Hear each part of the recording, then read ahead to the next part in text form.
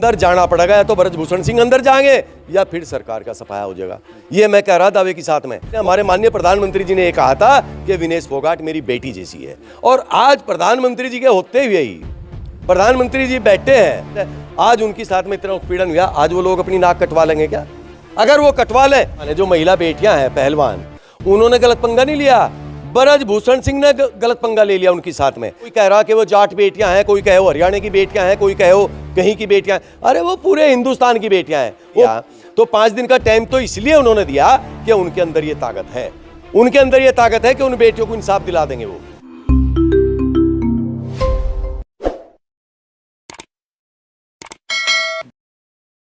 नमस्कार, स्वागत है आप सभी का हिंदुस्तान 24 पर, और मैं आप सबके साथ विपिन चौधरी। देश की नामचीन महिला पहलवान हरिद्वार गंगा में अपने मेडल प्रवाहित करने के लिए पहुंच गई थी, लेकिन किसी तरह से भारतीय किसान यूनियन टिकैत के राष्ट्रीय अध्यक्ष नरेश टिकैत ने उन्हें समझाकर मेडल गंगा में प्रवाहित करने से रोका। 5 दिन का अल्टीमेटम भी नरेश टिकैत की तरफ से दिया गया है। आज महिला पहलवानों पर बात करेंगे और ये भी जानने का प्रयास करेंगे कि आखिर महिला पहलवान अपने मेडल गंगा में प्रवाहित करने के लिए मजबूर क्यों हुई। और बातचीत करने के लिए आज हमारे साथ हमारे चैनल के जाने पहचाने चेहरे चौधरी राजकुमार घाटेड़ा जी मौजूद हैं। चौधरी राजकुमार जी, सबसे पहले तो हिंदुस्तान 24 पर मैं आपका बहुत बहुत स्वागत करता हूं। विपिन चौधरी जी, मैं आपका भी स्वागत करता हूं और आपके चैनल का भी स्वागत करता हूं। मेरा आपसे सबसे पहला सवाल ये है कि महिला पहलवान हरिद्वार में गंगा में अपने मेडल प्रवाहित करने के लिए पहुँच गई थी, तो क्या महिला पहलवान अंदर से टूट गई हैं? पूरे घटनाक्रम पर आपका क्या कहना है? देखिए, जो उनके जीवन की कमाई थी मेडलों के द्वारा, जो इस देश के लिए उन्होंने खिताब जीते, मेडल जीते, अगर वो टूटी हुई ना होती तो इतनी कीमती चीज को जिन्होंने अपने जीवन से भी प्यारा उन्होंने समझा था, उसको मैं गंगा में प्रभावित करने के लिए क्यों जाती? तो अंदर से वो कहीं न कहीं खोखली होगी, जुल्म जाती सह के वो टूट गई। तो मेरा कहने का मतलब ये है विपिन चौधरी जी कि खिलाड़ी कोई वैसे ही नहीं तैयार होता, खिलाड़ी को एक किस्म की तपस्या करनी पड़ती है, तपस्या। ये कुश्ती पहलवान थी है जी, और कुश्ती के द्वारा ये पहले इन्होंने गांव में तैयारी की, फिर इन्होंने ब्लॉक स्तर पर तैयारी की, फिर तहसील स्तर पर तैयारी की, फिर इन्होंने जिला स्तर पर तैयारी की, फिर इन्होंने प्रदेश स्तर पर तैयारी की, फिर राष्ट्र स्तर पर तैयारी की, और फिर विदेश स्तर पर जाकर के यहां से तैयार होकर के और वहां से मेडल जीत करके, वहां से खिताब जीत करके तब इस देश का मान सम्मान बढ़ाने का काम उन महिला पहलवानों के द्वारा किया गया था।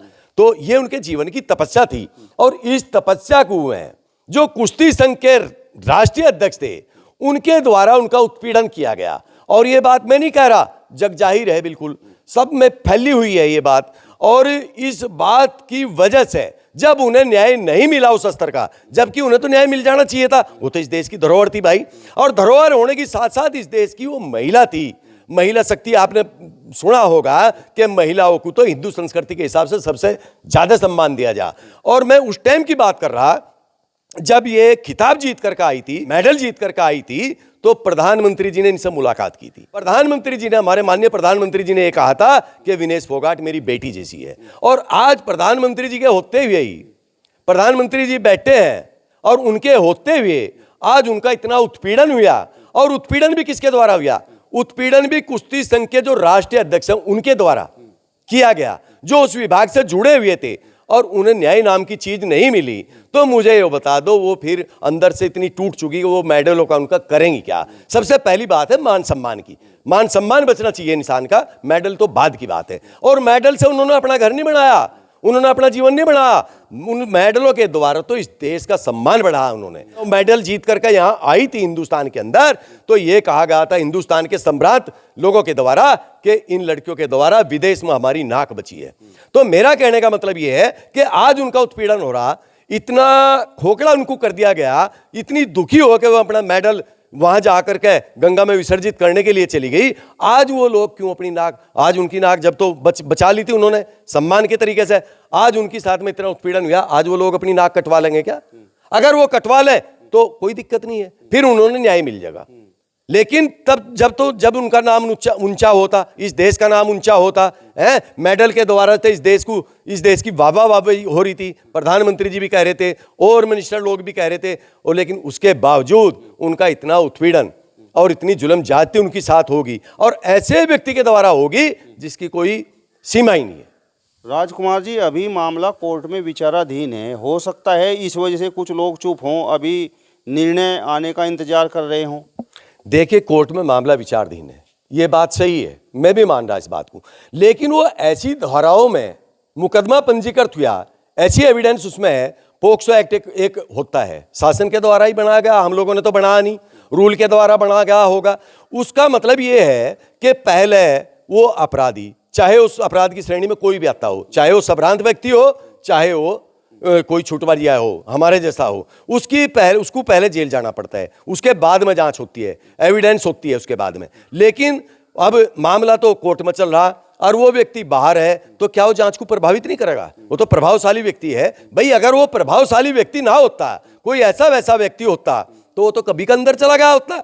या आप कल्पना नहीं कर सकते इस चीज की। तो मेरा कहने का मतलब ये है कि भाई, मैं तो प्रधानमंत्री जी से निवेदन करूंगा कि उनको न्याय दिलाया जा, है जी। और अगर वो व्यक्ति वास्तव में अपराधी है तो उसका घर जेल होना चाहिए, और अगर वो अपराधी नहीं है फिर कोर्ट को देखो, पावर है ही सबसे पावरफुल, यहां शासन प्रशासन कोर्ट, तीन तो चीजें ही हैं।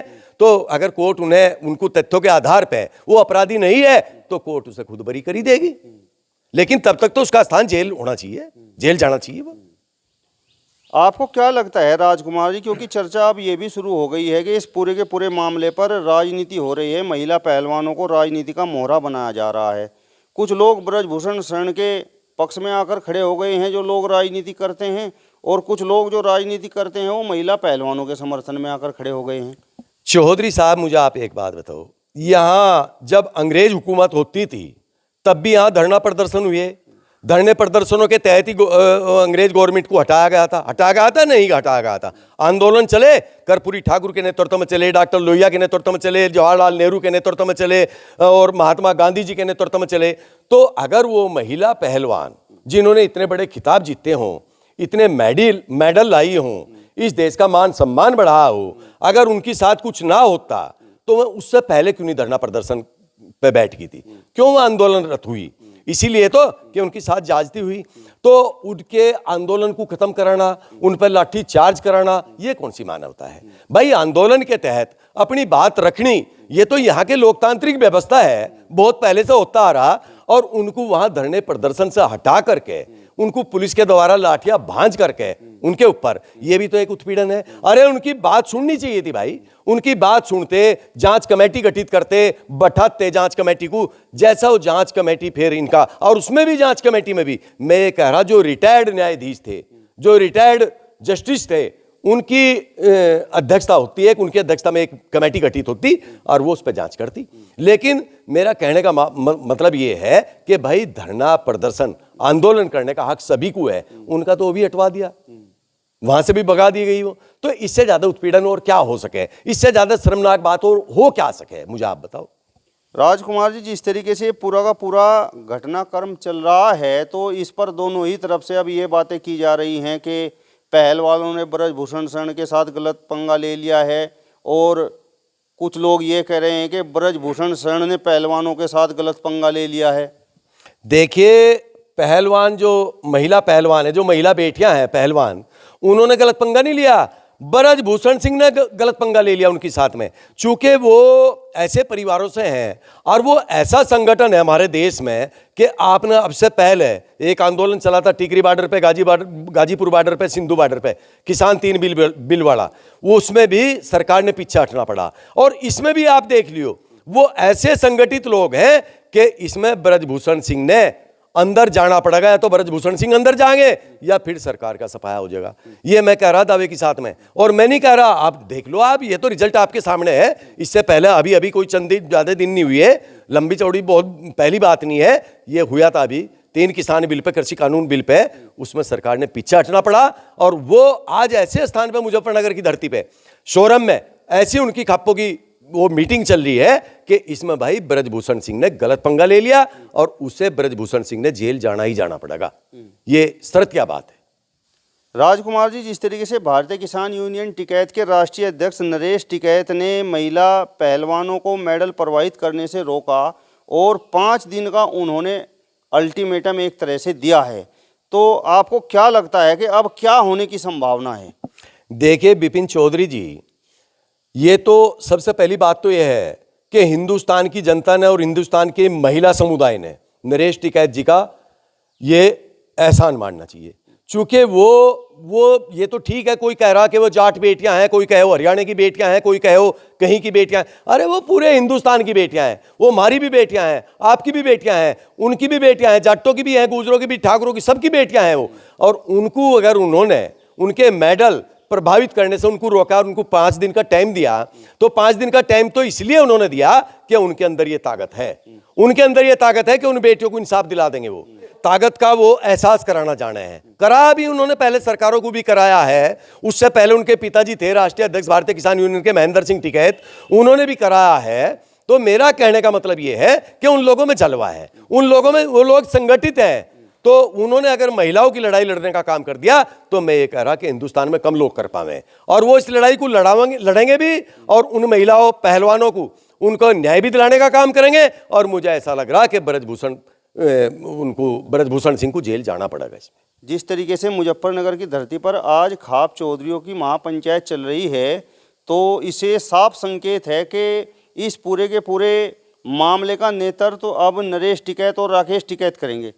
देखिए चौधरी साहब, जब शामली और मुजफ्फरनगर एक ही जिला थे, ललोन खेड़ी में एक बिजली घर पर धरना प्रदर्शन दिया गया था महेंद्र सिंह टिकैत के नेतृत्व में, और वहीं से ये इतना बड़ा रूप लेगा था ये संगठन। उन लोगों में, मेरा कहने का मतलब यह है कि वो इतने ताकतवर लोग हैं, वो इतने संगठित लोग हैं कि वहां से वो रूपरेखा बना करके ललोन खेड़ी से, और भाई साहब उन्होंने कांग्रेस गवर्नमेंट के खिलाफ उस पर 10 जनपद वहां जाकर के दिल्ली में वहां धरना प्रदर्शन देने का काम किया था। और फ्रंट पेज से लेके जितने भी टोटल उस टाइम के न्यूज पत्रकार वो होया करते थे, ये आपके अखबार, फ्रंट से लेकर और लास्ट तक महेंद्र सिंह टिकैत का विवरण छपा करता था। तो ये वो ताकत है, वो ऐसे खून से पैदा हुई है कि वो इन महिलाओं की लड़ाई लड़ने का काम भी करेंगे। और मुझे ऐसा लग रहा कि ब्रजभूषण सिंह को इस मामले में जेल जाना पड़ेगा।